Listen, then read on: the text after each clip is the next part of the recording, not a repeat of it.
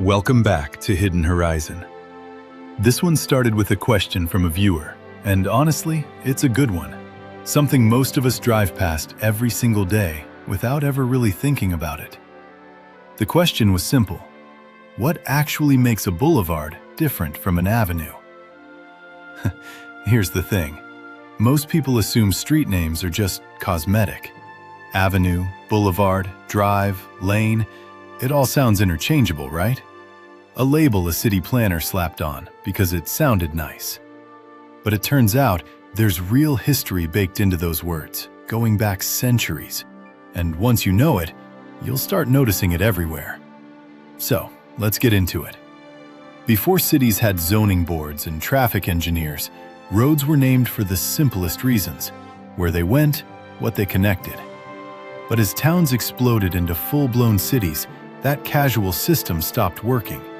Planners needed a way to signal, at a glance, what kind of road you were dealing with. Was it a quiet residential lane? A route toward the market? A grand path to a government building? So throughout the 1700s and 1800s, especially across Europe and later the Americas, city designers started borrowing vocabulary from other languages to label these roads by function. Over time, that vocabulary stopped being casual description and became actual planning language, terminology baked into how cities were built. Let's start with boulevard. This word actually descends from an old Dutch term for a rampart or fortress wall. Back in medieval Europe, cities were ringed by defensive walls to keep enemies out.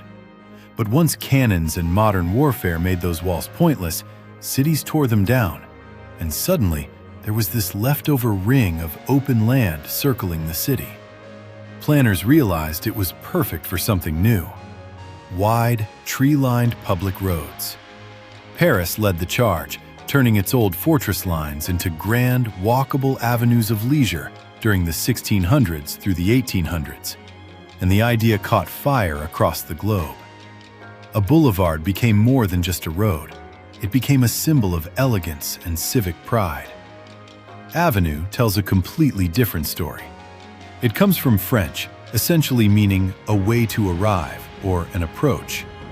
Originally, it described a straight, ceremonial road leading directly to something important: a palace, a manor, a cathedral, often flanked by trees to make the destination feel grander as you approached. As cities grew, though, the term shifted. Avenues became less about honoring a single destination and more about efficiently moving people from one part of a city to another. So, here's the real distinction. A boulevard is built for experience.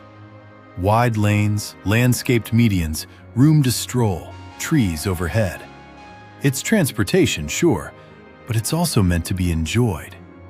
An avenue is built for movement.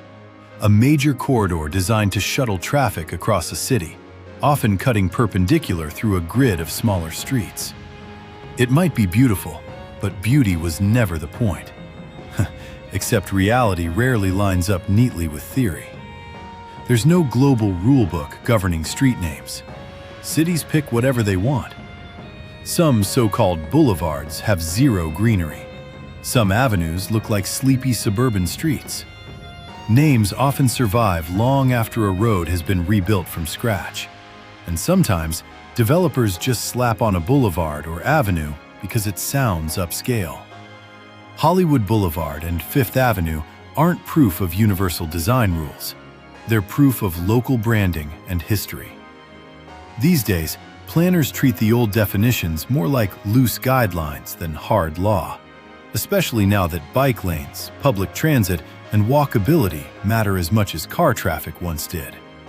So, next time you spot one of these names on a sign, know this: it's not decoration. It's a fossil of urban planning history, quietly surviving in plain sight. Thanks for watching Hidden Horizon. Drop your next topic idea in the comments, and we might feature it right here. See you in the next one.